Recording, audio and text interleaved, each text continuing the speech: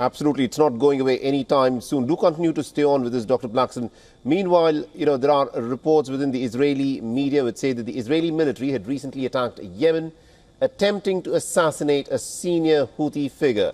The Israeli media reports the assassination of Abdul Malik al-Houthi, the leader of Yemen's Ansar Allah movement. This is a big breaking development where there has been an attempt by the Israelis to try and assassinate the leader of the Houthis, Abdul Malik al-Houthi, the leader of Yemen's Ansar Allah movement. We need to see as to what in fact has transpired in this attack, which is being reported by the Israeli media at this moment as we speak.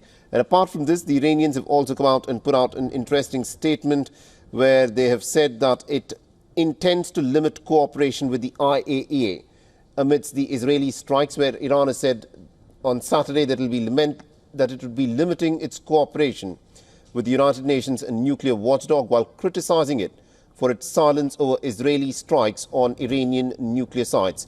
This is the statement that the Iranians have put out, and I quote them here: "It makes no sense that these peaceful sites come under attack and that the agency remains silent."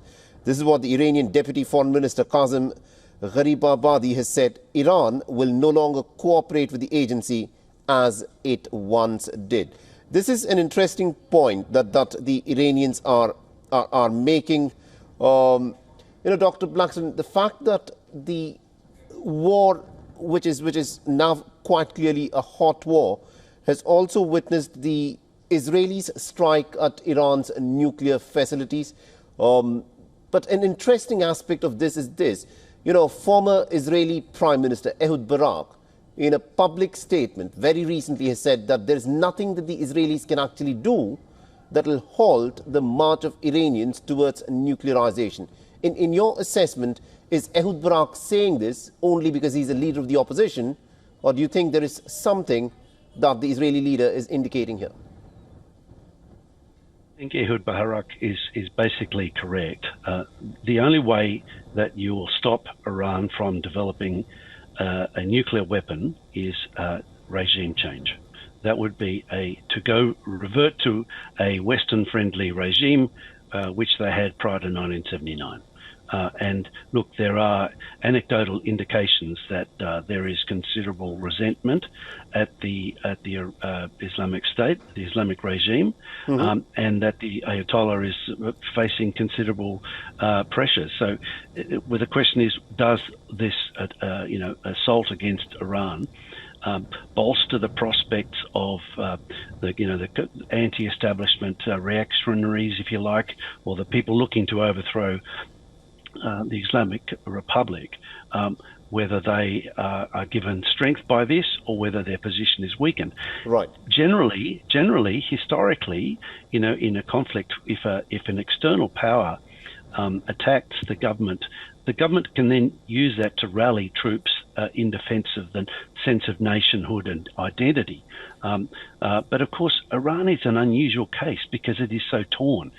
It has got an enormous, secular rump and a part of the society that kind of yearns for yesteryear, and then there's the resistant stronghold, very much controlled by the military and the Islamic regime authorities, that wants to hold on to power and damn the torpedoes, so to speak.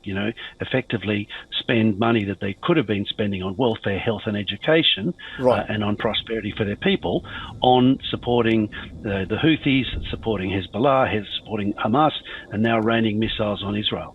So this is a arguably when we're talking about the scale of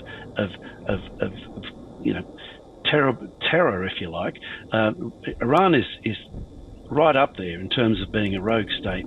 There's people, surprisingly, people who are still saying Iran is defensible, Iran's position is defensible.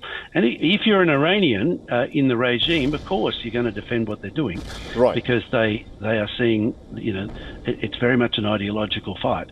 But the Sunni world is looking on. They don't want to buy in on this. A lot of them were prepared to sign up to the Abraham Accords until Hamas attacked across the line on October 7th, And so Iran is a little bit of a pariah here. Iran, of course, has got support in Qatar and elsewhere, but essentially much of the Middle Eastern world is looking on askance, kind of eager. They don't mind the fact that Israel's being punished, but they know that Israel is remarkably resilient, and they know that it's not Israeli heads of science departments and heads of special forces that are being assassinated. It's Iranian ones. So the Israelis clearly have the upper hand here, and yes, the Iranians can probably continue a couple more waves of ballistic missiles. Iron Dome will continue to knock out most of that. But in the meantime, the Israeli Defense Force, with their F-35s, with their special forces and their drone capability, the combination of cutting-edge technology is seeing them continue to whittle away at Iranian capabilities. I think that's an important point that you're making, because there is simply no match in the military capabilities of the two sides here.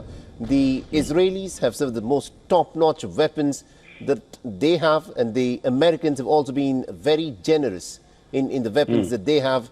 This is what Donald Trump, in fact, alluded to, that America makes some of the best weapons anywhere in the world, and it had given that to the Israelis that were used to great effect by the Israelis when they carried out Operation Rising Lion.